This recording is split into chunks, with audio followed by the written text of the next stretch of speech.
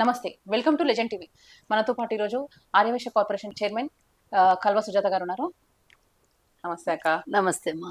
మొన్నటి వరకు రాని కేసీఆర్ ఈరోజు అసెంబ్లీ సమావేశానికి వచ్చారు. అసలు దానికి కారణం ఏంటి? అసలు నేను లాస్ట్ టైం కూడా చెప్పినా, ఇప్పుడు కూడా చెప్తున్నా, రేపు కూడా చెప్తా, మళ్ళీ కూడా చెప్తా. ఈ 5 ఏళ్ళు ఆయనకు ప్రజలు అవకాశం ఇస్తే ఆయన గజ్వేల్ ప్రాంతానికో, లేకపోతే పార్టీ అధ్యక్షునిగానో, లేకపోతే అపోజిషన్ మెయిన్ లీడర్గా అసెంబ్లీలో ప్రతిపక్ష నాయకుడిగా ఆయన రాడు. కేవలం ఆయన అటెండెన్స్ రికార్డ్ కోసం వస్తాడు. అది వీళ్ళేమో పులి వచ్చే బయటికి వచ్చే బోన్లు వేయండి అన్నట్లు వీళ్ళు ప్రచారాలు చేస్తారు. అప్పుడు ఇప్పుడు ఎప్పుడు చెప్పేది ఒకటే. అప్పుడు కేసీఆర్ అధికారంలో ఉన్నప్పుడు కూడా ఒక మాట వేదికల మీద అంటుండే, నన్ను గెలిపిస్తే పని చేస్తా, గెలిపేయకపోతే ఇంట్లో కూర్చుంటా అంటుండే. ఇప్పుడు చేస్తున్నది అదే కదా. కేసీఆర్ ఓడగొట్టినాము, ఇంట్లో కూర్చున్నాడు. ప్రజల కోసం ఎప్పుడూ కాదు, వాళ్ళ స్వయం ఉపాధి కోసం.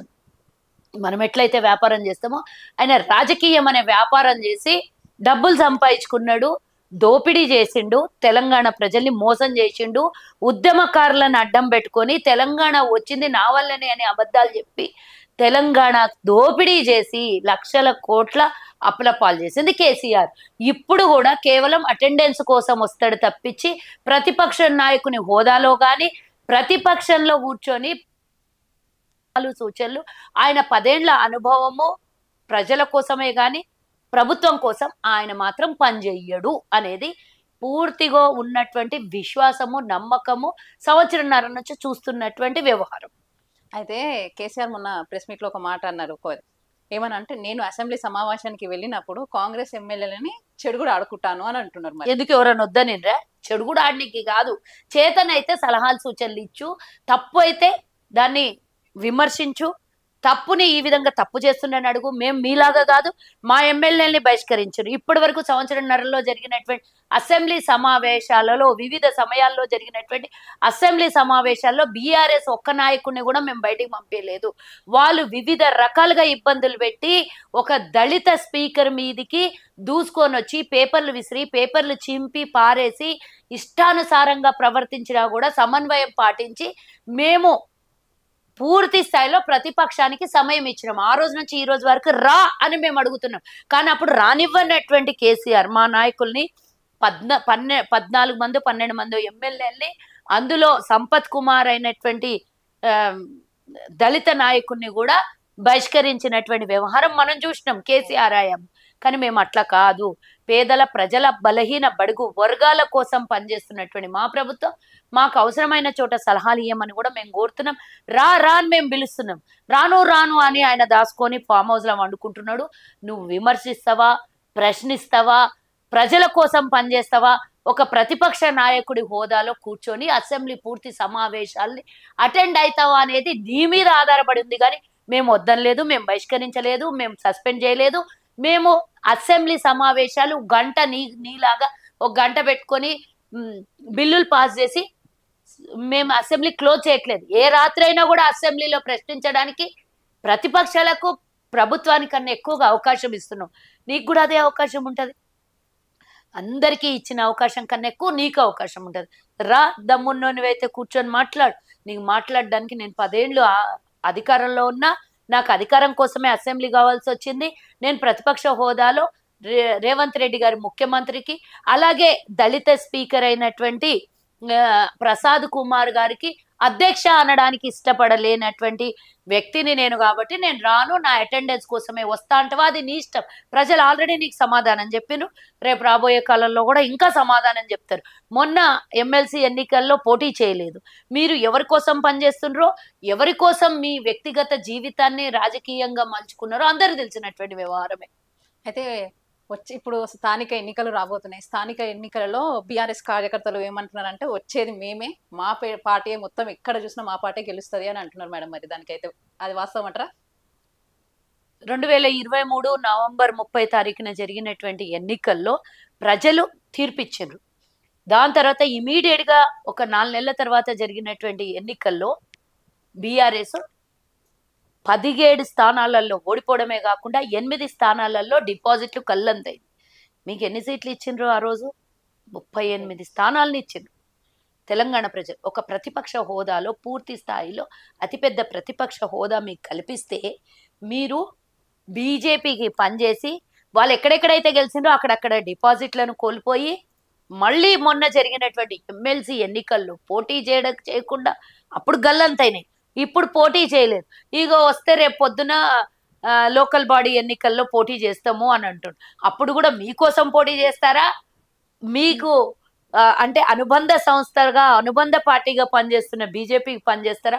అది రాబోయే కాలంలో మీరు తీసుకునేటటువంటి డిసిషన్ని ప్రజలు చూస్తుంటారు, ప్రజలు కూడా తీర్పిస్తారు. ఈరోజు ప్రజాప్రభుత్వం నడుస్తుంది, మహిళల కోసం పనిచేస్తుంది మా ప్రభుత్వము, అన్ని వర్గాల ప్రజల కోసం మా ప్రభుత్వం పనిచేస్తుంది. మాకు తెలుసు ఈరోజు వడ్లు పండించినటువంటి భారతదేశంలో అత్యధికంగా వడ్లు పండించి రైతులకి వెన్నెముక అయినటువంటి రైతులకు అండగా నిలబడింది మా ప్రభుత్వం. లోకల్ బాడీ ఎన్నికలలో మా ప్రభుత్వం ఈరోజు విజయ డంకా మోగించబోతుంది, అందరికి తెలిసినటువంటి విషయమే. అన్నిటికన్నా ముఖ్య విషయం ఏంటంటే రైతుల కళ్ళల్లో ఆనందం చూసింది మా ప్రభుత్వం, మహిళలకి ఉన్నత స్థానాన్ని తీసుకొని పోతుంది మా ప్రభుత్వం. ఈరోజు 1000 మెగావాట్ల విద్యుత్ ఉత్పత్తి కోసం ప్రభుత్వం ప్రజల కోసం మహిళల కోసం ఈరోజు దాన్ని విద్యుత్ ఉత్పత్తి కోసం మహిళలకి ఇవ్వబోతోంది. అంతేకాకుండా 1000 ఎలక్ట్రిక్ బస్సులనే కాకుండా బస్సులకు ఓనర్లను చేస్తుంది మా ప్రభుత్వము. ఈరోజు ఉచిత బస్సు ప్రయాణాన్ని కల్పించింది మా ప్రభుత్వము. ఈరోజు మహిళలకి వడ్డీ లేని రుణాలను ఇస్తోంది మా ప్రభుత్వం. మీరు ఈరోజు ఏది చేసినా ప్రజలకు ప్రభుత్వంతో పూర్తి స్థాయిలో మధ్యవర్తిత్వం లేకుండా ప్రజలు ప్రభుత్వం పనిచేస్తుంది. మాది ఇంత మంచి ప్రభుత్వం నడిపిస్తూ 7.5 లక్షల కోట్ల అప్పు చేసినా కూడా దాన్ని అధిగమించి ఎవ్వరికి కూడా ప్రతి ఒక్కరు కూడా ఆలోచించింది. కాంగ్రెస్ ప్రభుత్వం ఏర్పడగానే ₹1 ఖజానాలో ఇచ్చిన హామీలు ఎలా నెరవేరుస్తుందని ఒక పెద్ద క్వశ్చన్ మార్క్ ఉన్నా కూడా ఒకటొకటిగా నెరవేరుస్తూ ఈరోజు ప్రజల మధ్యలకు మేము వెళుతున్నాం. అనునిత్యం అనుక్షణం ప్రజల కోసం పనిచేస్తుంది మా ముఖ్యమంత్రి. సంవత్సరంన్నర కాబోతున్నా కూడా సంవత్సరం మీద 3 నెలలు అయింది మా ప్రభుత్వం ఏర్పాటై. ఈ 15 నెలల్లో మా ముఖ్యమంత్రి ఒక్కరోజు కూడా సెలవు తీసుకోలేదు. సుమారుగా 14 గంటల నుంచి 18 గంటలు మా ప్రభుత్వం అధికారులు మా ముఖ్యమంత్రి పనిచేస్తుంది అంటే ప్రజలు కోరుకున్న ప్రభుత్వం కదా ఇది. ప్రజాపాలన నడుస్తుంది.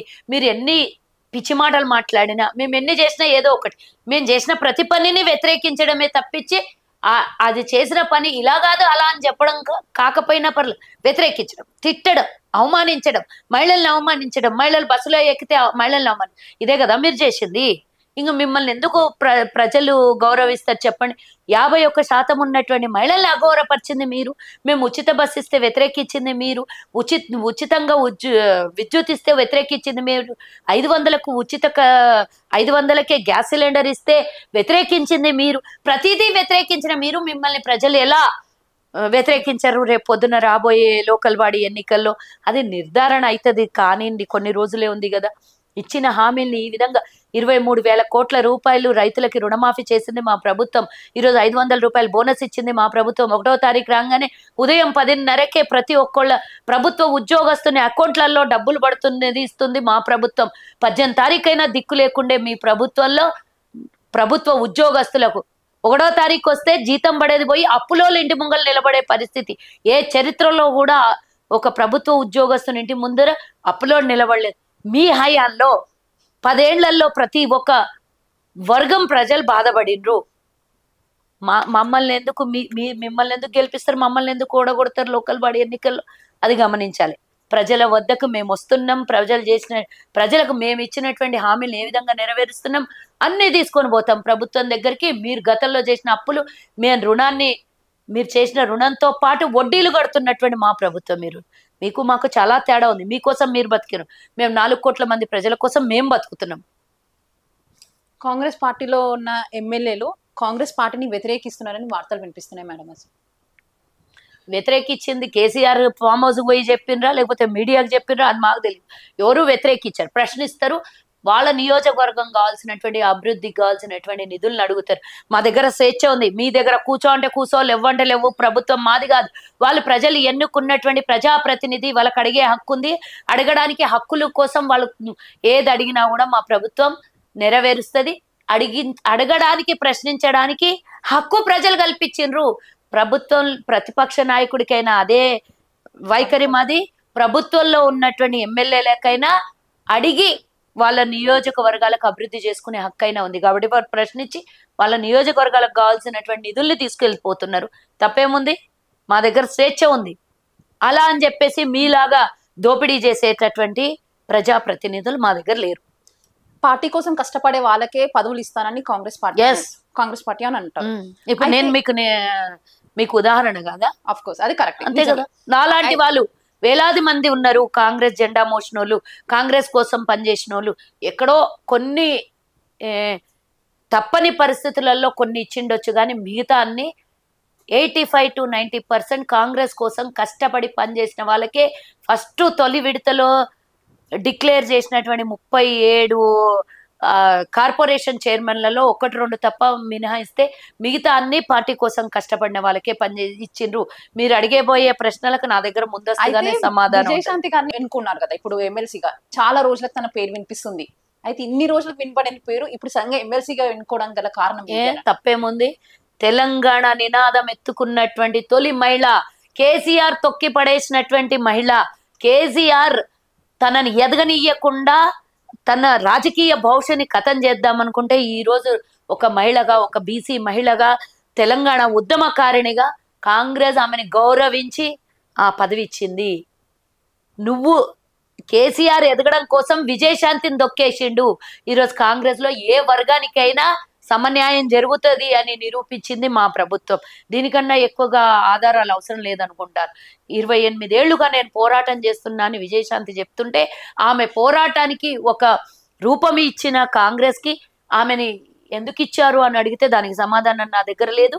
కేసీఆర్ చేసినటువంటి అన్యాయం కాంగ్రెస్ చెయ్యదు అనేది ఒకే ఒక ఆన్సర్ మీకు వస్తుంది. చాలా రోజులకు మొన్న గన్పాడ దగ్గర కూడా చాలా మంది అసలు మీరు విజయశాంతి గారు చూసి అసలు చాలా మంది పబ్లిక్ ఏమంటారంటే మేము చూస్తాం రాములమ్మని, మేము చూసుకుంటూ అసలు వస్తాం అని ప్రజలలో అసలు ఒక సంతోషాన్ని మేము చూస్తున్నాము. మరి ఆ సంతోషాన్ని అలా చెప్పకుండా చాలా రోజుల తర్వాత విజయశాంతి బయటకు వచ్చింది. అది కూడా ఒకటి, తను 18లో కాంగ్రెస్ కోసం పనిచేసింది, 14లో ఎలక్షన్ కోసం పనిచేసింది, తన క్యాంపెయినింగ్ స్టార్ క్యాంపెయినర్ గా ఇచ్చింది, తన వంతు బాధ్యత నిర్వర్తించింది. తర్వాత తను కూడా చెప్పింది నాకంటూ కొన్ని హద్దులు ఉంటాయి, నాకు బాధ్యత ఇస్తే తప్పకుండా పనిచేస్తాననింది. ఈ మధ్యన 1-2 సినిమాలు చేయడం వల్ల తన అందులో బిజీ షెడ్యూల్ ఉందని చెప్పింది.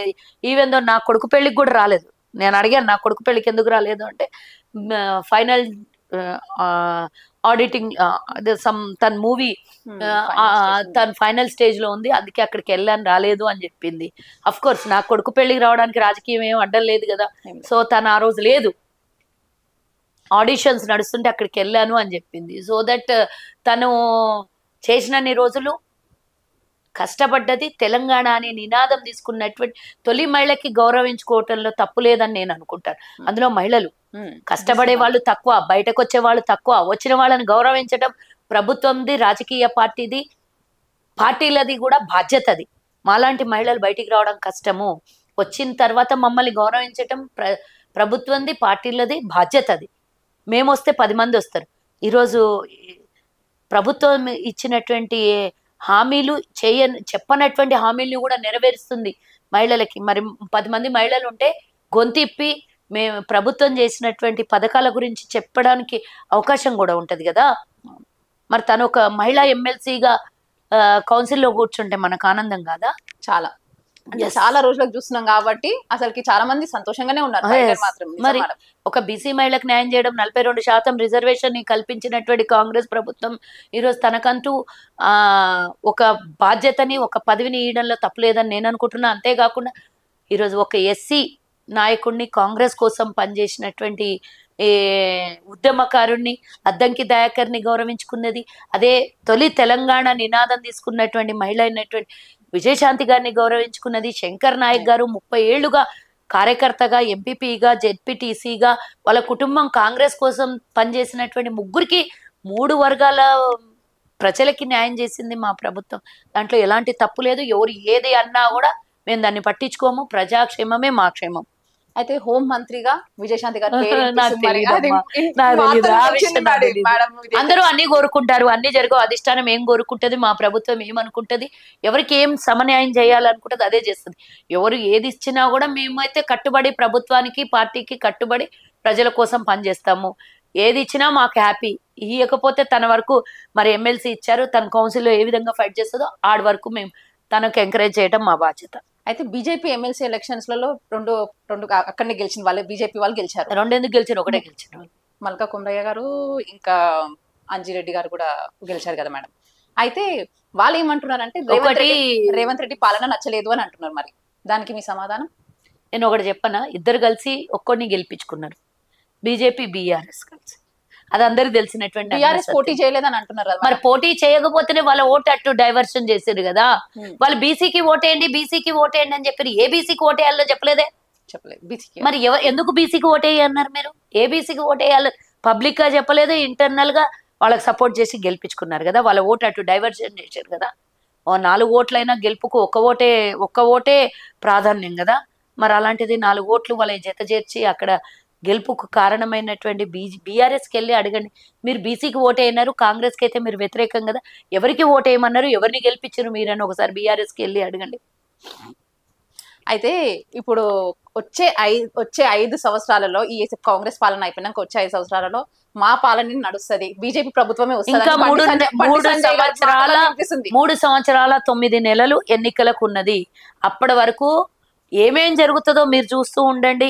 కేసీఆర్ పరిస్థితి ఇంకా ఎంత దిగజారుతుందో, వాళ్ళ నలుగురు మధ్యలో 4 స్తంభాల ఆటలాగా వాళ్ళ కుటుంబం ఏ విధంగా చెల్లా చెదరైపోతుంది, ఏ విధమైనటువంటి రాజకీయ పరిణామాలు చోటు చేసుకుంటే ఎవరెవరు ఏ గూటికి చేరుతారు, ఎవరెవరు ఎటేటు వెళ్తారో తర్వాత మనం చూద్దాం. ఇంకా 3.5 సంవత్సరాల తర్వాత ఏమన్నాడు బండి సంజయ్ గారు కూడా అదే అంటున్నారు, బీజేపీ రాబోతుంది వచ్చే 5 సంవత్సరాలలో. ఉన్న 8 సీట్లు నిలబెట్టుకోమని నెక్స్ట్ ఎన్నికల్లో, తర్వాత సంగతి దేవుడు ఎరుగుదాం. 8 ఉన్నోళ్ళకే వాళ్ళకి అంత ఉంటే 75 ఉన్నోళ్ళకి మాకెంత ఉంటది చెప్పండి. బీజేపీకి అంత అవకాశం ఇచ్చేటంత తెలంగాణ ప్రజలు అవివేకులు కాదు. ఇక్కడ మతాల మధ్యన కులాల మధ్యన చిచ్చు పెట్టి దేశం మీద 125 లక్షల కోట్ల అప్పు చేసి తెలంగాణ మీద కేసీఆర్ చేసినటువంటి అప్పుకి ఏ రోజు కూడా ఆయన మీద చర్యలు తీసుకోకుండా, మళ్ళీ మీకు ఒకవేళ తెలంగాణలో అవకాశం ఇస్తే దేశానికి 120 లక్షల కోట్లు, రాష్ట్రానికి 100 లక్షల కోట్ల అప్పు చేద్దామని మీ ఆలోచన ఉన్నదేమో. ఆ పప్పులన్నీ ఇక్కడ ఉడగవు. ఇక్కడ ఉద్యమంతో కొట్లాడి తెచ్చుకున్నటువంటి గడ్డ ఇది. అంత ఈజీగా ఎవరిని పడితే వాళ్ళు ఎన్నిక చేసుకోరు. ఎప్పుడెప్పుడైతే కష్టాల్లో ఉంటుందో అప్పుడప్పుడు కాంగ్రెస్ ప్రజలకు కావాలి.